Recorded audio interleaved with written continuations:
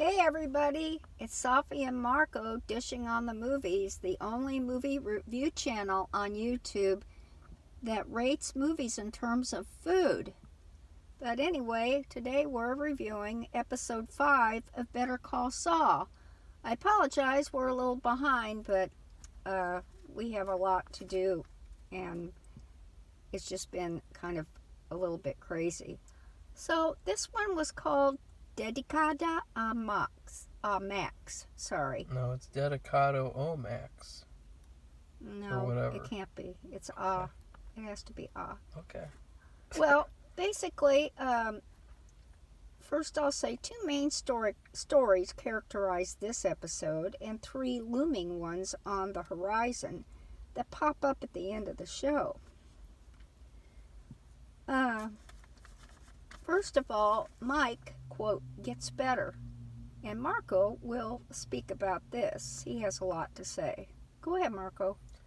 Well, Mike, as you know from last episode, it was sort of the second part to the storyline that they had in the in the third episode, where he's going around at night getting beaten up and everything. So he gets stabbed in the abdomen. And I think that the biggest problem with this episode is that storyline, because it's terribly portrayed by Mike. Sorry, but he does not act like he had any wound in the abdomen at all. It looks really bad, and it looks cartoony and fake, and the whole storyline is a problem too. But I'll talk about that later. But yeah. Recently, one of the reasons why we haven't been doing videos is I went to the gym and I pulled my abdominal muscle doing standing leg curls. And when you pull he got stabbed. He didn't just pull a muscle, he got fucking stabbed. And so, one of the things is it's really hard to get up out of bed when you have a problem there. And so he's able to just leap out of bed basically, but I have a little pain, and he's able to walk for 3 miles or whatever. That would never happen. I had a pulled muscle. It's not as bad as what he had, and I could barely walk around whatsoever when I had that pulled muscle. And so just the way that he was acting, it almost seemed like he didn't even have any injury in that area. And so I really didn't like how that was done, because I feel it's a little amateurish to, not research and find out, because I understand it's television, but and then he's leaning forward too.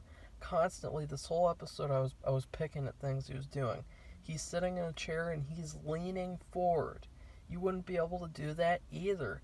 I had to sit on the couch for most of the time that I was recovering. And so the fact that he's leaning forward, he's doing this heavy duty labor work where he's fixing a windowsill. There's one point where he drops his coat and he bends over, which Safi, remember? Yeah, Marco couldn't even couldn't bend down. Couldn't bend over or anything. He couldn't help pick up anything heavy, and so that was a challenge. The fact that he was able to do that, that's just stupid. And it's really amateurish that they couldn't research that kind of an injury and portray it as it would be in real life. So yeah, that's just a short little rant. It's not like a big deal, but it happened right around a time where it kind of happened to me, and so I know all about it. All right, well, the other thing is Kevin from Mesa Verde really wants his call-in center built on Jimmy's client's property. And he won't back down, even when Kim points out the alternative place to build has been there all along. But Cowboy Kevin, who thinks he's the guy in the white hat, isn't about to back down. His father never did, so why should he? So Kim, despondent and frustrated and ready to give up, talks to Jimmy. He said it wouldn't be worth it to go further, but she pushed it. So half the episode, Jimmy and the client pull a lot of surprise rabbits out of a 50-gallon New Mexican cowboy hat. Over the top, hilarious, and wacky would describe half of the things they did to keep one burly head of a wrecking ball bulldozer crew leader and his crew, who were met each time by Jimmy and the sheriff. In turn, the sheriff would say something like, quote, "I need to make a call," and that would stop them from moving forward. It was funny. Do you want to say anything about that, Marco? Well, yeah, that's basically this whole episode is sort of a back and forth, a sort of Saul, aka Jimmy. I'm not going to call him Saul because I don't think of him as Saul anymore. I don't like that. I think of him as Jimmy. But Jimmy is basically scheming the whole episode, basically trying to make it so that they can't do their construction work and tear down his house. And I really liked that. It really felt like Better Call Saul, like I ranted earlier in the season for episode 3, which I still do not like at all. It just does not feel like Better Call Saul and seasons 1, 2, and 3.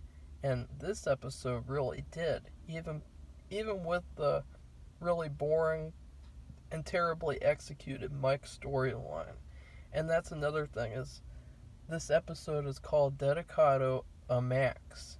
And to me, that just does not fit this episode whatsoever. It should have been called something to do with the construction, something to do with Jimmy, scheming, because that whole plot with Mike, it was weak. I kind of liked it, the idea that Gus has a place where it's dedicated to his boyfriend who was murdered, and that it's basically like a good place. It's like a school and stuff like that, and they have a fountain and everything, but just it's not executed well. And it's you know what it reminds me of? It reminds me of The Walking Dead. They would have these filler episodes where there would be one character and they would be in a place interacting with new people or interacting with this place. And I'm sorry to say, but Walking Dead did a better job with that story than this show did. And so I think Gus should have been there the whole episode. I don't think Mike should have ever gotten out of bed, because that's just not ever going to happen if you have that type of an injury. Oh, this is a horrible stabbing wound. Stabbing he was left wound. dying on the street. And I really liked the Saul storyline with him scheming, and I liked at the end we got another cameo from someone from season 1, episode 9, Pimento. I really liked seeing him. I thought that was really cool. And yeah, I would rate this episode, after all the crap I said, I would give it an A-, because I really want to reward this show when it feels like Better Call Saul. Because another thing that I didn't really mention with season 4, why it made it so bad, was that in season 4, it really did not feel like Better Call Saul anymore. It felt like Breaking Bad light. And to me, that's really bad. I'm not tuning in to watch Breaking Bad. I'm tuning in to watch the show that I've been watching for 3 years. And to me, they've really lost that sort of feeling that you get when you watch Better Call Saul. But with season 5, they've redeemed themselves somewhat. And I think that this episode is a shining example with the whole scheming and doing the tricks with the construction. I think that was definitely a good direction.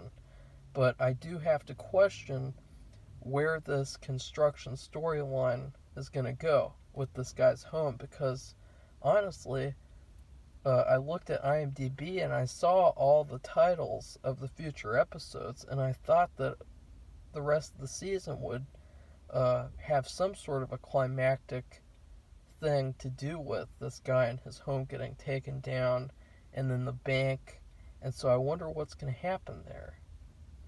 Safi, what would you rate it? Well, I just wanted to say I talked about the 3 looming events on the horizon. The thing with Jimmy, Kim, and the client deciding to go nuclear, and that's all the hilarious things that Jimmy and the client pull, which was really good. But it was a little over the top, but it was funny, and it was really classic Jimmy. That's why people wanted to watch this show, because they liked the character, I believe. And then the next story was Gus dropped by for a personal visit to Mike, which Marco talked about, in the compound. And I guess he was visiting Mike, but he was also visiting this memorial fountain with the sign that said Dedicado a Max. Well, he recruits Mike, and so I thought that it was a really, really cool idea. But that was the second looming event. It just was not executed well to me. And then he says the reason why Mike would be perfect for doing this was because of one thing. And Mike said, "What's that?" He says, "Because you know what revenge is." And so that is the beginning of Mike plus Gus. And the other thing is, Kim had a big argument in front of everyone at the office. I forgot about that. About her involvement in the Mesa Verde case. I mean, she was livid and she was about ready to scream. And so, will something happen with that? And so, I liked the episode. I gave it an A, and I really enjoyed it. Now, we have technically, we are on, I think, the final episode's coming up. Yeah. But today, or I don't even know what today is. Monday? We're pretending like we haven't seen those other episodes yet. So we still have reviews to do, and we will. We apologize. It's really partly my fault, but also Marco was like in terrible pain, and for 6 weeks or something. It was something else. So we will be back. Bye, everybody. But I also wanted to mention that I feel like that scene with Kim was really weak, because I feel like that evil firm leader, he never would have let her do something like that in front of everyone, because with Howard, she would never speak to him like that. Howard, remember, she was I don't think she did she? She was so scared of Howard that he actually sent her down to the basement. That's right. And had her work down in the basement, and there wasn't even like any resistance or anything. And so I think that scene was really unrealistic, but I thought it was, I guess it was meant to happen. I mean, it's just, whenever she's at that stupid firm, it's just a horrible reminder of the awful, trash, shitty season 4. So, yeah, overall, I really liked this episode, and if you liked our review of the episode, what should you do, Safi? You should like or dislike, I guess, and subscribe. No, you like the video. Don't dislike the video, because that's totally not going to help us. Well, you can make a comment indirectly about what you thought of the episode. Yeah, all the Better Call Saul fanboys who never critique the show at all and just say everything's perfect. Well, if you think it was perfect, why do you think it was perfect? That would be a good thing. Because they can do no wrong. There's nothing that they can do that would be wrong. Well, let's just say... Except for season 4. You can tell us what you think. Yeah. We'll never tell. Yeah. Goodbye, everybody. Bye.